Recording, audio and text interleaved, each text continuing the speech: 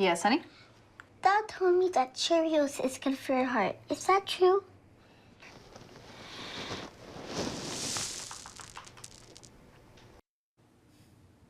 Okay, welcome back.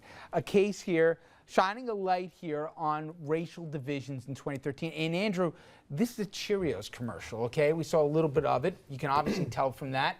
White mom, black dad, biracial daughter. Right, and the ad, innocent enough, or seemingly so, but the reactions online after that ad posted actually forced Cheerios to shut down its comment section on its YouTube page. One writing, more like single parent in the making, black dad will dip out soon. Another referring to Nazi and racial genocide, Rich. Okay, to me there's two questions that come out of this.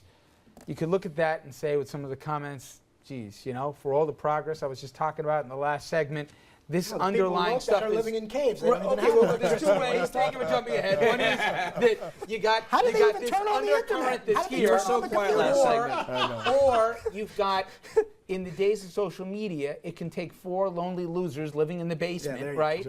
And anonymously saying this, and all of a sudden you got to give credibility to the tiniest minority of voices.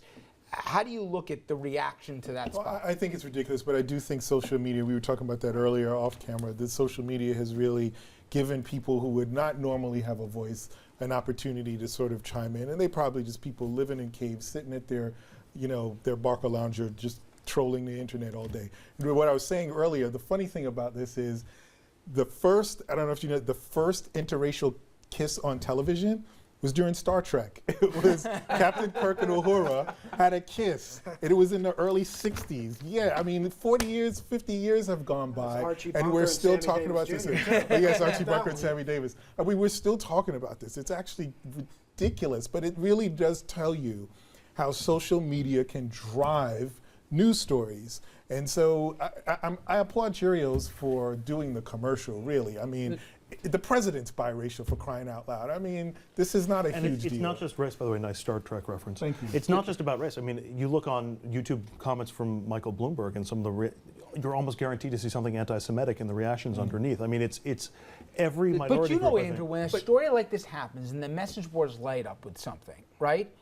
Immediately, people react to the comments posted from who knows who.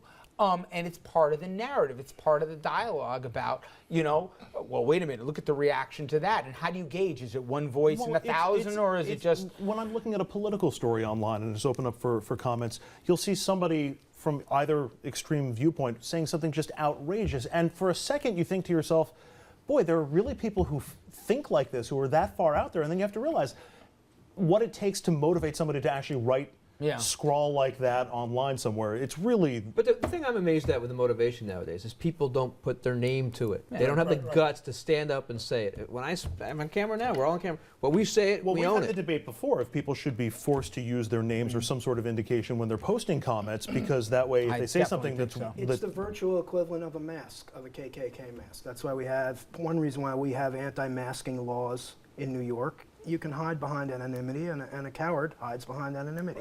And this is the digital equivalent. Whistleblowers that need that. But this kind of stuff is just atrocious, as we all know. And by the way, Cheerios, thankfully for them too, has proven that by doing this and setting a trend, it's fantastic. We're talking about it tonight. We're talking about it every news show. It's terrific. She's going to go. She's going to show up somewhere else and do terrific. Do you think, though, Dominic, that these are just four lonely guys in a cave, or there's this kind of sentiment, maybe not as ugly as they said, it's still out there in bigger numbers than we like to admit? I think it's still out there a little bit, Richard, but I really believe with the table, these are the, I tried not to comment during this segment, but I'm pulled in now. These are the same types of people, frankly, that feel that me and Basil shouldn't even be sitting here at this table. And maybe not even you as well. Yeah, I mean, thanks. you know, I mean... You're too smart, Ross, right? Is that what that is? No, but I mean, you know, these are idiots.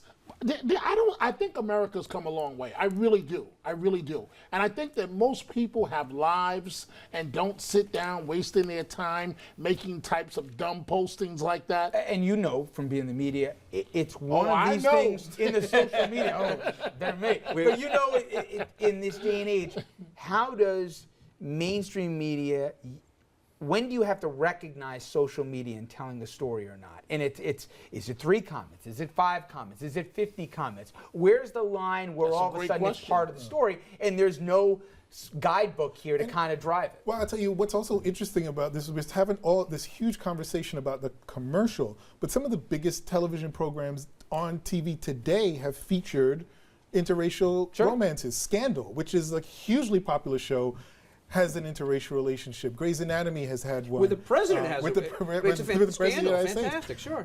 Grey's Anatomy has had it. Sex and the City had it. Actually, I think those are the same Modern characters. Family, 2 Modern favorite Family. characters are a gay couple. I mean, yeah. By the way, Mr. Star Trek, did you like the new movie or no? You know, I think it was great if you were 16 to 21, but if you saw the original Wrath of Khan, Andrew's about to fall over here. If you grow up and you watch the Wrath of Khan, this was like a bad retread. I had to get that in. All right, we will wrap things up. What's in these cups right now? I don't know.